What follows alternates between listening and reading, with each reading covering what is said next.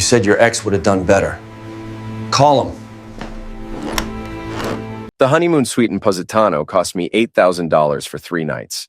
Marble floors, panoramic view of the Mediterranean, champagne chilling in crystal buckets. Everything perfect for my new wife, Sarah. Everything except her mouth. My ex would have gotten me the penthouse suite, she whispered, as we stood on the balcony, her wedding dress still hanging in the closet behind us. I'm Jake Morrison, 42 years old, security consultant, ex-Army. I've defused bombs in Middle East and negotiated with terrorists in Somalia. But nothing prepared me for that sentence from my wife of exactly 6 hours. Really? I said, keeping my voice level. Your ex would have done better? Sarah shrugged, sipping her champagne like she hadn't just detonated our marriage. I'm just saying, Tommy always went all out. This is nice, but... Tommy. Her ex-boyfriend who sold insurance and lived in his mother's basement until age 35. The same Tommy she claimed was boring and had no ambition when she dumped him for me 2 years ago. Well then, I said, walking back into the suite, let me fix that problem right now. I pulled out my phone and called the front desk. This is Jake Morrison in the honeymoon suite. I need to check out immediately. Yes, tonight. Charge everything to my card. Sarah's face went white. Jake, what are you doing? I was already packing my bag, throwing clothes in with military precision. I'm making sure you never have to settle for second best again. You can call Tommy from the lobby. I'm sure he'll wire you money for the penthouse. You can't be serious. We just got married. I pulled the annulment papers from my carry-on bag. Yes, I'd brought them. Call it intuition or paranoia, but 20 years in security teaches you to prepare for every scenario. I'd had my lawyer draw them up before we left, just in case. My gut had been telling me something was wrong for weeks. Sign these, I said, placing them on the marble table. I'll file them when I get home. Sarah stared at the papers like they were written in hieroglyphics. Jake, I was just making conversation. It didn't mean anything. It meant everything. I zipped up my bag and headed for the door. Oh, and Sarah? I'm canceling your credit cards. All of them. The joint account, too. You've got about 30 minutes before they stop working. Her face went from white to red. You fool. You can't leave me here with no money. Watch me. I paused at the door. Call your parents, or better yet, call Tommy. Maybe he'll upgrade you to first class. I walked out, leaving my wife of 6 hours standing in her silk negligee, holding annulment papers in a foreign country where she didn't speak the language. The elevator ride down felt like the longest minute of my life, but also the most liberating. The hotel concierge looked surprised when I handed over my key card at midnight. Sir, is everything all right? Your wife will be checking out separately, I said. Different flight, different life. I caught the last flight to Rome, then the first connection to Boston. 18 hours later, I was back in my downtown apartment, looking at the city skyline and wondering how I'd gotten married to a woman who was already comparing me to her ex before our wedding night was over. My phone buzzed constantly during the flight. Sarah, calling from the hotel room, then from the lobby, then from what sounded like a police station. I didn't answer. Let her figure it out. She was a successful real estate agent, always bragging about her problem-solving skills. Here was a problem to solve. The apartment felt different when I walked in. Cleaner, quieter. I poured myself a scotch and sat down at my desk to write the first entry in what would become my revenge journal. Day 1. Marriage lasted 6 hours. Wife's first mistake was mentioning her ex. Her second mistake was thinking, I wouldn't do anything about it. She's about to learn that I don't make idle threats. 3 days later, Sarah made it home. Her parents had wired her money for a commercial flight coach class. She looked like she'd been through a blender when she showed up at my apartment. Jake, we need to talk. No, we need lawyers. I already filed the papers. She pushed past me into the apartment. You humiliated me. The hotel staff was laughing. I had to beg strangers for help. You humiliated yourself. I just provided the opportunity. Sarah's face twisted into something ugly. You think you're so smart, don't you? Well, congratulations, Jake. You just made the biggest mistake of your life. Sarah moved back in with her parents, but she didn't go quietly. Within a week, she'd hired a lawyer and started what she called her campaign to destroy Jake Morrison. She posted on social media about her abusive husband who abandoned her in a foreign country. She told our friends I'd had a psychotic break. She even filed a complaint with the Better Business Bureau about my security consulting firm, claiming I was unstable and dangerous. What Sarah didn't know was that I'd been recording our conversations for months. Not illegally, Massachusetts is a two-party consent state, but my lawyer had taught me some tricks. Every argument we'd had in public places, every dinner conversation in restaurants, every fight in the car, all perfectly legal to record with the right equipment. I also had something else Sarah didn't know about. My business partner, Rick Santos. Rick was my old Army buddy, a former intelligence specialist who now ran background checks for corporate clients. Rick owed me his life from a firefight in Kandahar, and he'd been suspicious of Sarah from day one. "I never liked her," Rick said when I called him. "Too smooth, too perfect. Women like that always have secrets." "Find them," I said. Rick's investigation took 2 weeks. What he found was better than I'd hoped for. Sarah hadn't just been comparing me to her ex. She'd been in contact with him the entire time we were together. Text messages, emails, even a few phone calls the week before our wedding. But the real prize was her best friend, Lisa Chen, a PR specialist who worked for the mayor's office. Lisa had been helping Sarah plan what they called Operation Upgrade, a systematic plan to marry me for my money, then divorce me within 2 years and take half of everything. The text messages Rick found were incredible. Sarah, "Jake's so gullible. He actually thinks I love him." Lisa, "Just remember the plan. 2 years minimum for maximum payout. Massachusetts divorce law is very friendly to wives." Sarah, "I can't wait to get rid of him. Tommy and I are going to buy a house in California with Jake's money." Tommy, the insurance salesman. They'd been planning to get back together all along. I printed every message, every email, every phone record. Then I started planning my response. The first strike came during Sarah's open house at a luxury condo downtown. She was trying to rebuild her real estate career after the honeymoon incident had damaged her reputation. I waited until the place was packed with potential buyers, then I made my entrance. "Ladies and gentlemen," I announced, walking into the living room with a tablet in my hand. "I'm Jake Morrison, and I have some important information about your sales agent." Sarah's face went white when she saw me. "Jake, what are you doing here?" "Providing full disclosure," I said, connecting my tablet to the big screen TV she'd set up for her presentation. "I think potential clients should know who they're dealing with." The screen filled with screenshots of Sarah's text messages, the Operation Upgrade messages, the conversations about my money, the plans to get back together with Tommy. "As you can see," I continued in my best briefing voice, "Miss Sarah Morrison, though she's going back to her maiden name Patterson, has some interesting views on honesty and commitment." The room erupted. Potential buyers started laughing, taking pictures with their phones. Sarah's broker, a stern woman named Margaret Walsh, looked like she wanted to crawl under the marble countertop.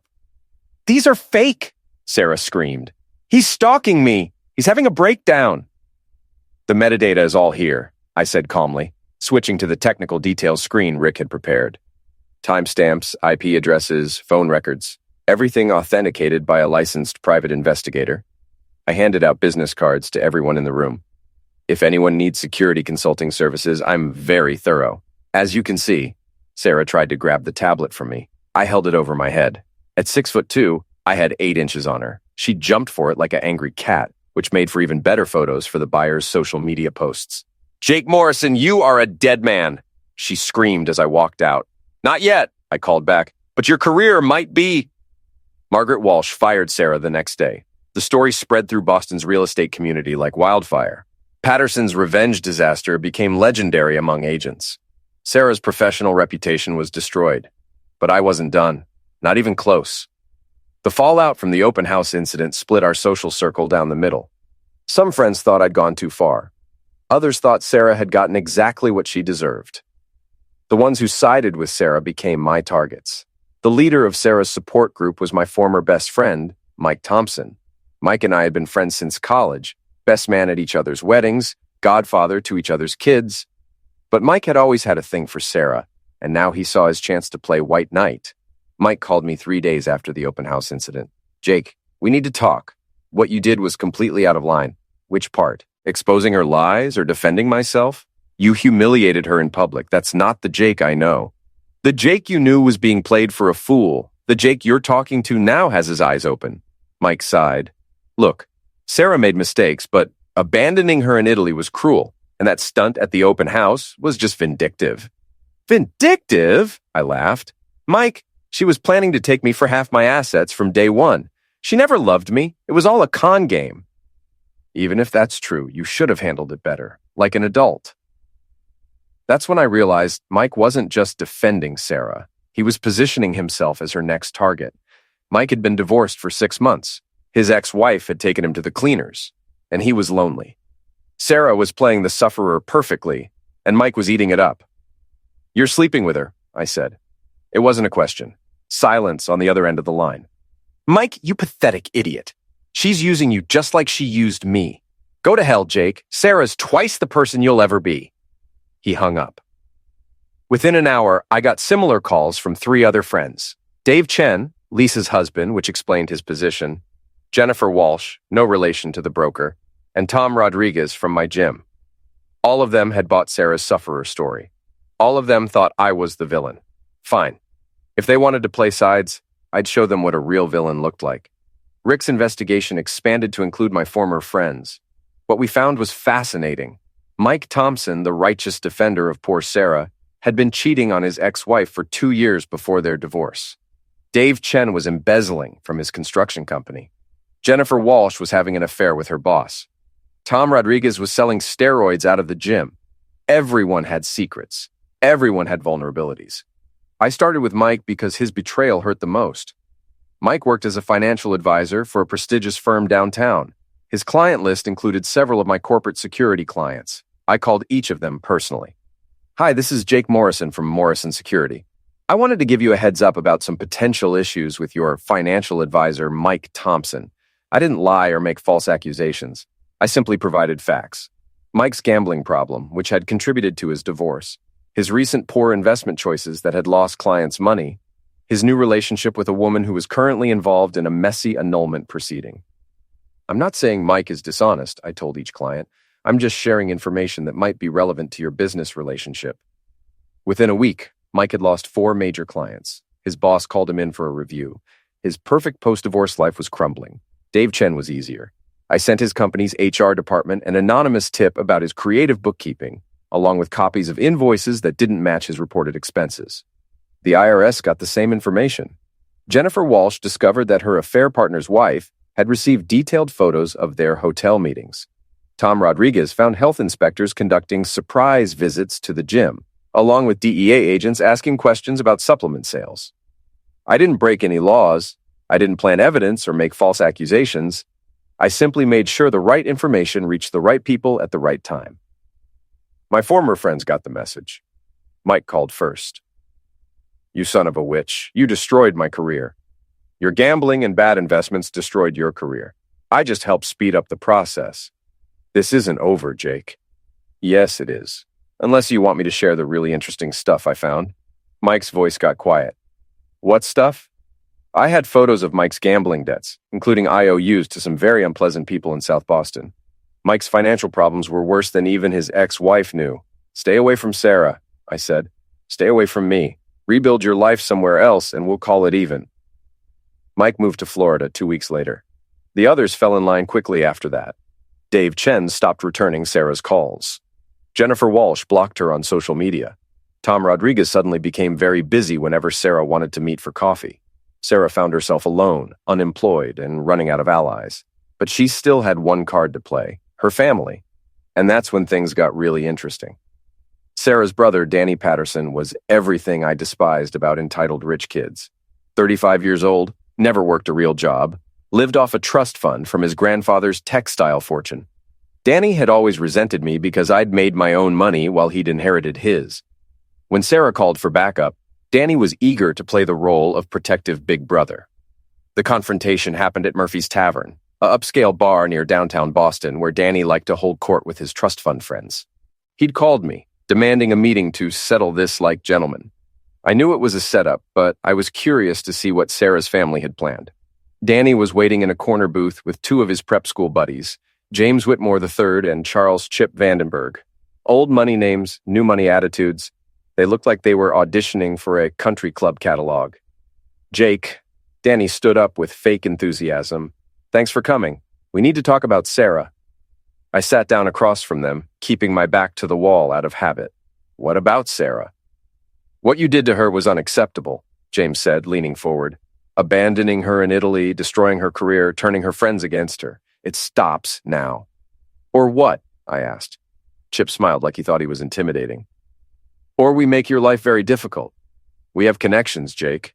Lawyers, judges, business leaders. We can destroy your little security company overnight. I looked at the three of them. Soft hands, expensive clothes, never been in a real fight in their lives. You think you can threaten me? We're not threatening, Danny said. We're explaining reality. Sarah made a mistake, maybe several mistakes, but she's family. And we protect family. She tried to steal half my assets through fraud. That's not a mistake. That's a felony. Prove it in court, James said. Oh, wait, you can't, because you'll never get that far. We'll bury you in legal fees before you can say annulment. The bartender, a thick-set guy named Patrick, who I'd known for years, was watching our table carefully. Patrick was ex-Marine, and he could smell trouble brewing. Here's what's going to happen, Danny continued. You're going to apologize to Sarah publicly. You're going to pay her a settlement for the emotional damage you caused, and you're going to stay away from her and our family. And if I don't? Chip pulled out his phone and showed me a photo. It was me leaving my apartment building that morning. We know where you live, where you work, where you eat breakfast. We can make your life very uncomfortable. That's when I started laughing. Really laughing. The kind that makes people nervous. You think you're scaring me? I stood up, and all three of them instinctively leaned back. Danny, you've never been in a fight in your life. James, you got kicked out of Harvard for cheating on your economics final. And Chip, your daddy's law firm is being investigated by the FBI for money laundering. Chip's face went white.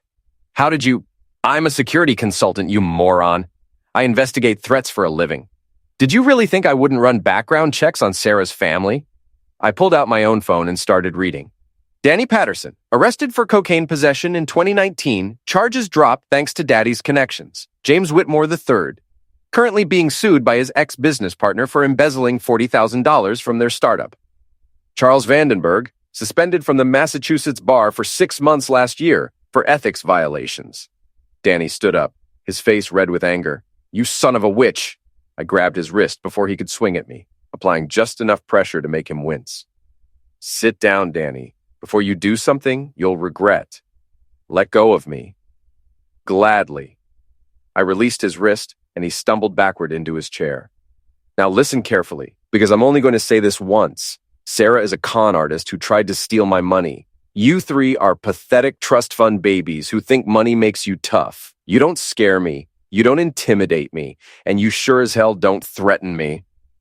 James started to say something, but I cut him off. I have enough dirt on all of you to destroy your lives. Danny's pill habit, James's embezzlement, Chip's ethics violations. That's just the beginning. You want to play hardball? I invented hardball. I leaned forward, lowering my voice so they had to strain to hear me. Here's what's actually going to happen. You're going to go back to Sarah and tell her the cavalry isn't coming.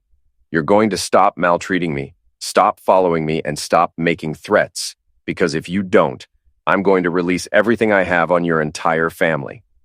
You're bluffing, Chip said, but his voice shook. I pulled out a thick manila envelope and dropped it on the table.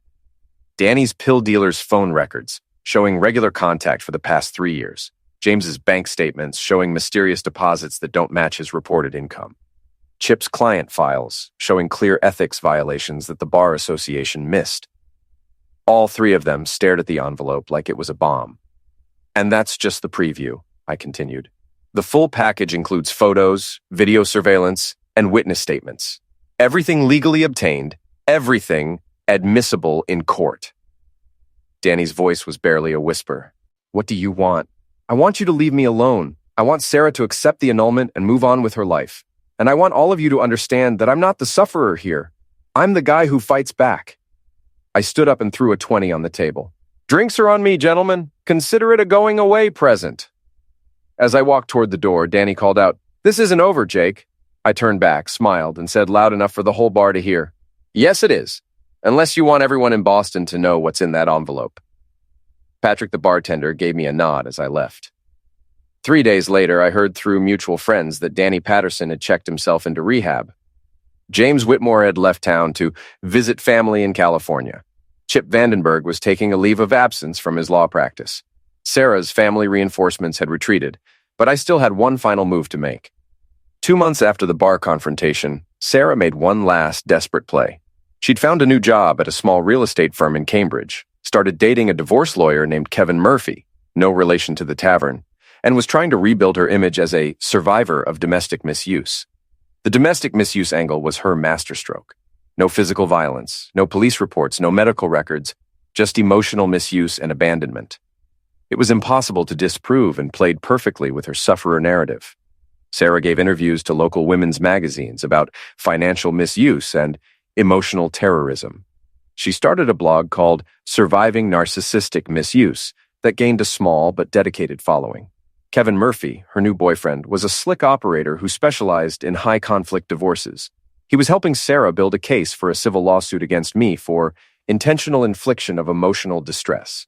They were seeking $2 million in damages. I had to admit, it was a smart strategy. Sarah had learned from her mistakes and was playing the long game. She'd positioned herself as the sufferer, found professional help, and was using the legal system as her weapon.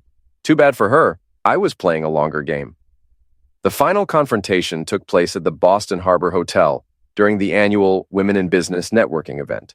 Sarah was the featured speaker, telling her story of survival and empowerment to a room full of successful professional women. She'd been building toward this moment for months, her public comeback as an inspirational figure. I waited until she was halfway through her speech before making my entrance. "Excuse me," I said, walking into the ballroom with a briefcase in my hand. "I'm Jake Morrison, and I have some additional information about tonight's speaker." The room went silent. Sarah's face went white, then red, then white again.